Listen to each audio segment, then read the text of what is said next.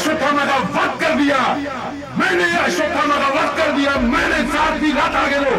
कुछ साल पहले की बात है जब मध्य प्रदेश के एक डॉक्टर के पास एक आदमी अपने माथे के अजीब से जख्म का इलाज करवाने पहुंचा। ये जख्म इतना गहरा और घिनौना था कि उसे देखकर लगता था कि मानो उस आदमी के माथे के बीच से उसका दिमाग उखाड़ कर निकाला गया हो। उस डॉक्टर ने बहुत कोशिश की उस घाव को भरने की, उसे स्टिच करने की, पर डॉक्टर की हर कोशिश नाकाम रही। एक दिन डॉक्टर ने मरीज से यूं ही पूछ लिया, कहीं तुम अश्वत्थामा तो नहीं? पर मजाक में यूं ही कही इस बात ने डॉक्टर के होश उड़ा के रख दिए।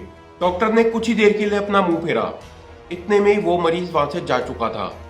उसे बाहर जाते हुए किसी ने नहीं देखा और उस दिन के बाद से वो दोबारा किसी को भी नहीं दिखा। अश्वत्थामा का आज भी हमारे बीच होने का राज उस महायुद्ध के अनगिनत रहस्यों में से एक है। आज से 5000 साल पहले पांडवों और कौरवों के बीच महाभारत का भयानक युद्ध लड़ा गया था। महाभारत 18 लाख शब्द लंबी एक एंशिएंट स्क्रिप्चर है, पर महाभारत में कई ऐसी बातें हैं जो बहुत कम लोग या फिर शायद कोई भी खुलकर नहीं जानता होगा। तो चलिए आज के इस वीडियो में हम महाभारत के कुछ ऐसे रहस्यों को जानते हैं जो आपके होश उड़ा के रख देंगे।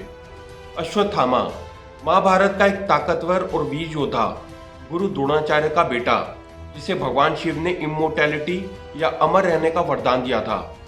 पर कहते हैं कि अश्वत्थामा का यही अमरता का वरदान उसके लिए सबसे बड़े शाप में बदल गया था।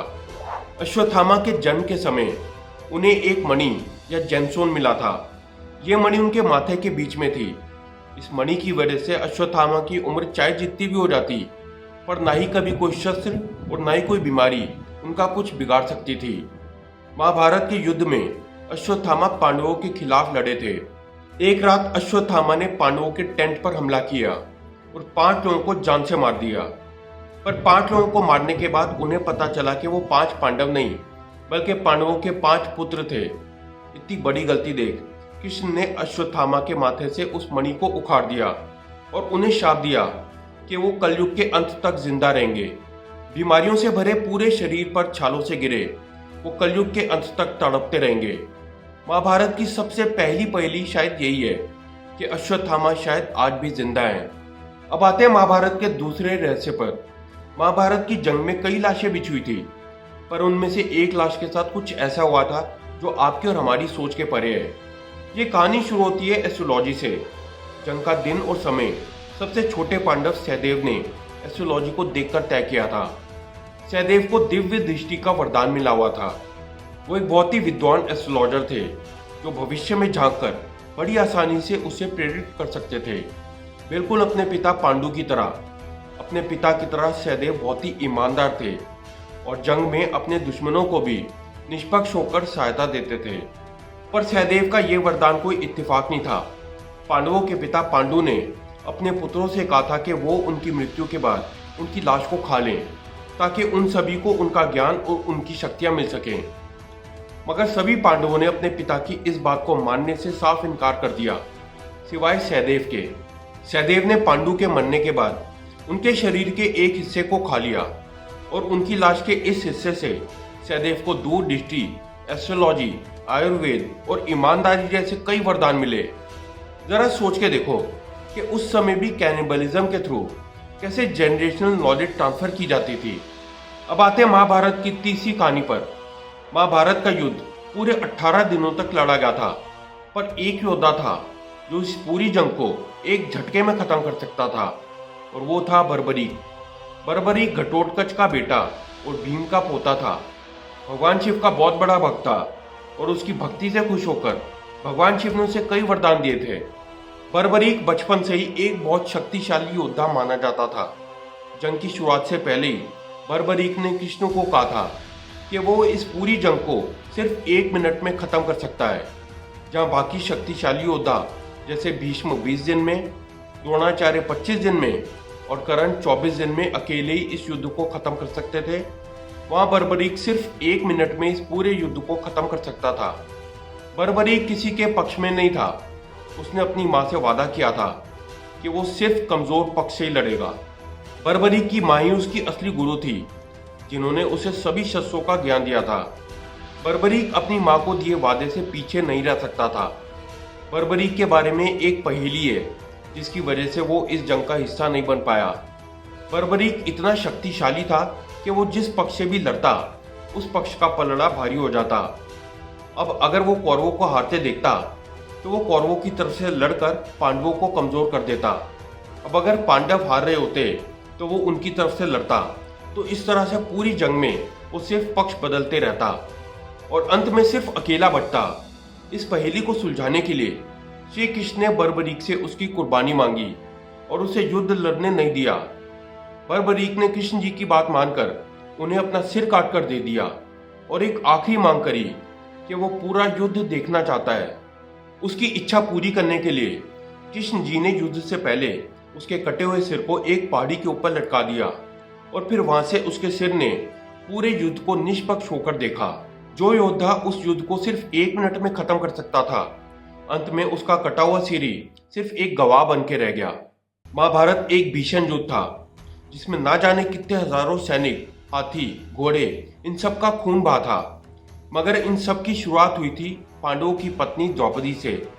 द्रौपदी राजा द्रुपद की बेटी थी जिनका जन्म अग्नि से हुआ था। द्रौपदी के जीवन से जुड़ी एक कहानी है जिसे सुनकर आपके होश उड़ जाएंगे। पांडवों ने ये युद्ध अपनी पत्नी द्रौपदी के हुए अपमान का बदला लेने के लिए लड़ा था। पांचों पांडव अपनी पत्नी से बेहद प्रेम करते थे। पर क्या आप जानते हैं कि द्रौपदी के 5 पति थे क्यों? कहा जाता है कि द्रौपदी अपने पिछले जन्म में अनमैरिड थी और अपने उस जन्म में द्रौपदी ने सच्चे मन से भगवान शिव की प्रार्थना की कि अगले जन्म में उनका विवाह निश्चित हो।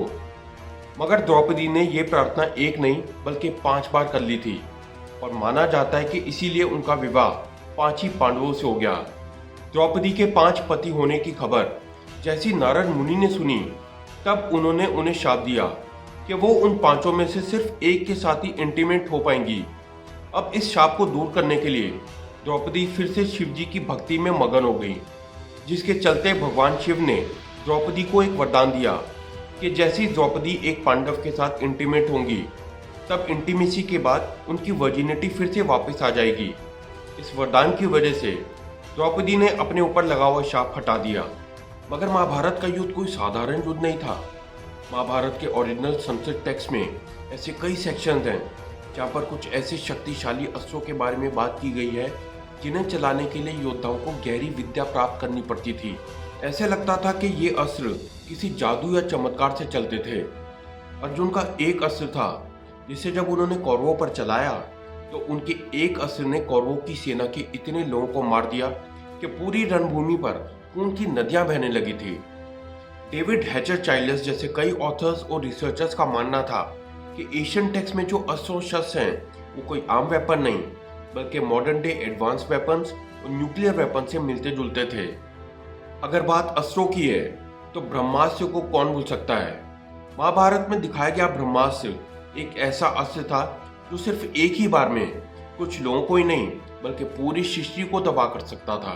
ब्रह्मास्त्र भगवान ब्रह्मा द्वारा बनाया गया एक ऐसा अस्त्र था जिसके चलने से लगता था कि मानो लाखों मिसाइल्स एक साथ छोड़ दी गई हों।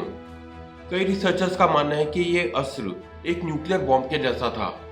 महाभारत के युग में परशुराम, भीष्म, द्रोण, कृपाचार्य, अश्वत्थामा, कर्ण, अर्जुन और युधिष्ठिर ये सब इस अस्त्र को चलाना जानते थे। सबसे खौफनाक बात तो यह है कि कई रिसर्चर्स का मानना है कि कुरुक्षेत्र महाभारत का गढ़ is covered by a blanket of radio active material. अब ये सब इस बात की तरफ इशारा करते हैं कि हमारे शास्त्रों में ना जाने कितने अनगिनत राज अभी भी छुपे हैं। अगर आप भी महाभारत के ऐसे किसी राज के बारे में जानते हैं तो कमेंट सेक्शन में खुले दिल से बताना मत भूलना। अगर आपको ये वीडियो पसंद आया और इन्फॉर्मेटिव लगा तो चैनल को सब्सक्राइब कर लेना।